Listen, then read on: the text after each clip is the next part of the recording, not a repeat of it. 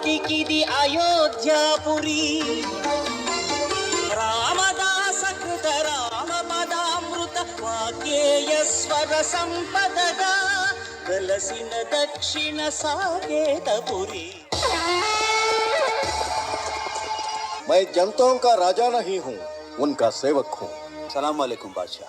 ఆ ప్రజలు మా పాలన గురించి ఏమనుకుంటున్నారో వినాలని ఆశిస్తున్నాం. జహాపన, ఒక మంచుగడ్డ తెప్పిస్తే అర్థమయ్యేలా చూపిస్తాను. ఎవరెక్కడ? జహాపన, ఇది మీరు పంపించిన నిధి.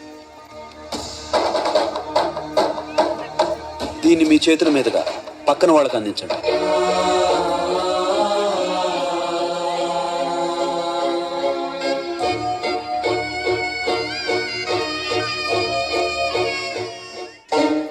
మీరు పంపిన నిధి అధికారుల చేతులు తడిపి సామాన్య ప్రజలు చేరేలోగా ఇలా అయిపోయింది. వాహ్, శబాష్. ఇక ముందు ఇలాంటివి జరగకుండా నిఘా పెడదాం. గోపన్నను వెంటనే హస్నాబాద్ తహసీల్దార్ గా నియమించండి.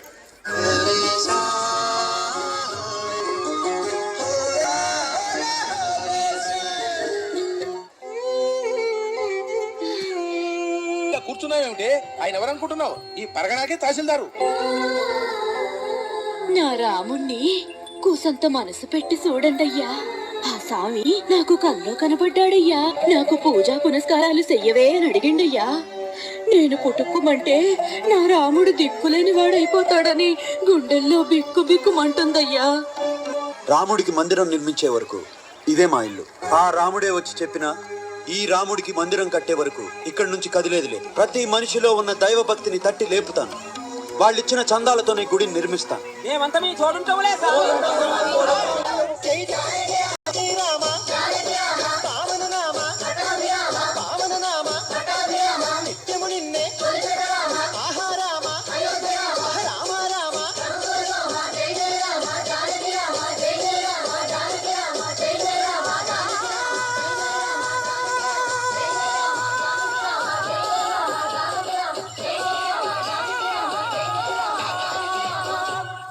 రామదాసు,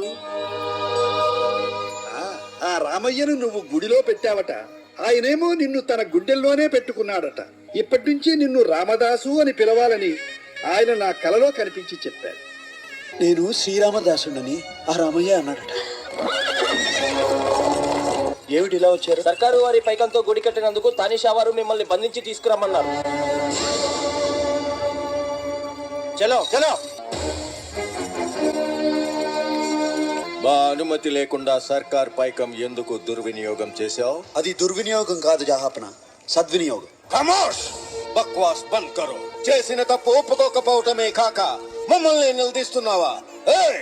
ఈ పొగరబోతుని కారాగృహంలో బంధించండి. కానీ విని ఎరుగని కఠిన శిక్షలు విధించండి.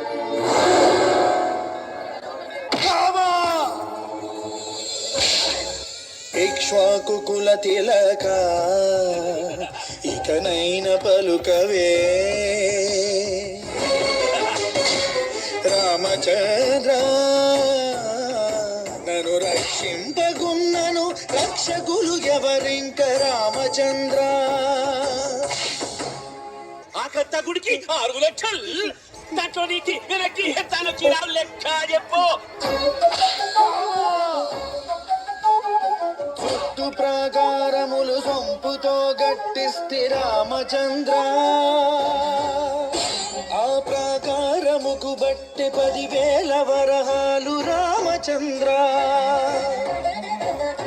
లక్ష్మణుకు చేయిస్తి ముత్యాల పథకము రా. ఆ పథకానికి బట్టి 10,000 మొహరీలు రామచంద్ర.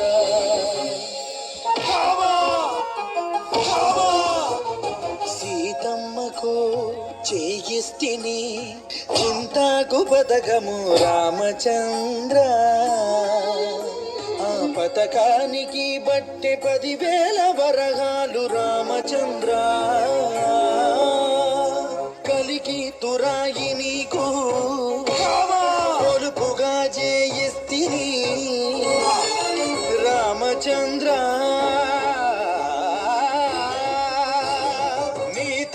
దశరథ మహారాజు పంపెనా లేక మీ మామ జనక మహారాజు పెట్టెనా? డబ్బ సొమ్మని కొలుకుతూ తిరిగేవు రామచంద్ర.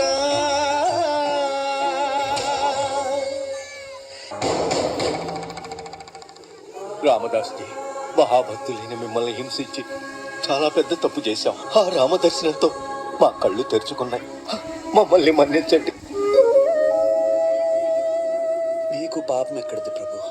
పతిత పావనుడైన శ్రీరామచంద్ర ప్రభు దర్శనం సిద్ధించిన పుణ్యాత్ములు మీరు. అసలైన పాపాత్ముడు నేను. అందుకే ఆ భాగ్యం నాకు కలగలేదు. దాశరథి కరుణాపయోనిధి, నువ్వే దిక్కని నమ్మడమా, నీ ఆలయమును నిర్మించడమా,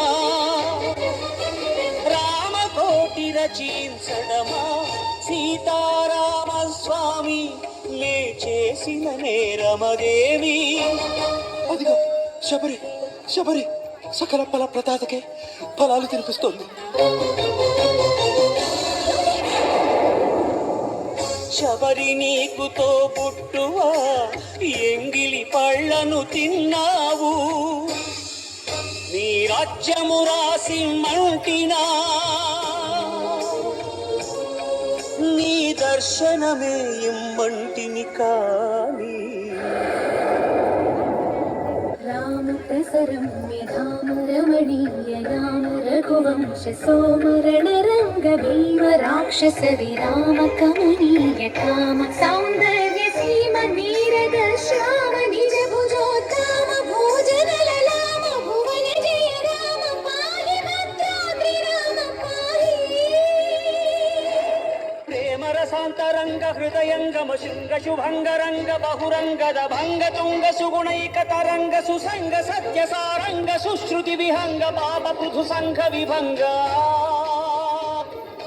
గరుడ గమన రారా.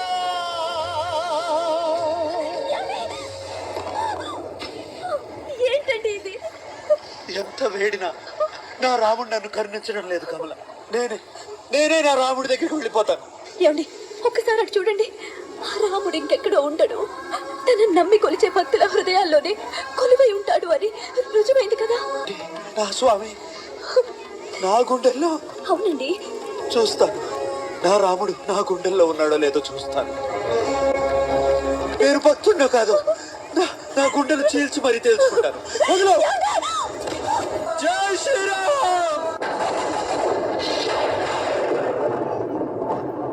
నా స్వామి, నా స్వామియా? నీ స్వామిని నీడలేని మాకు ఓ గూడు కల్పించావు. నిరంతరం మా నామకీర్తనలు గావించి పరవశింపజేశావు. భక్తులంటే నీలా ఉండాలని ఆంజనేయుడే మెచ్చుకునేంత వాడివయ్యా. ఆ ఆనందలోకాన్ని అనుగ్రహిస్తావు. అదేమి ఆనందలోకం స్వామి.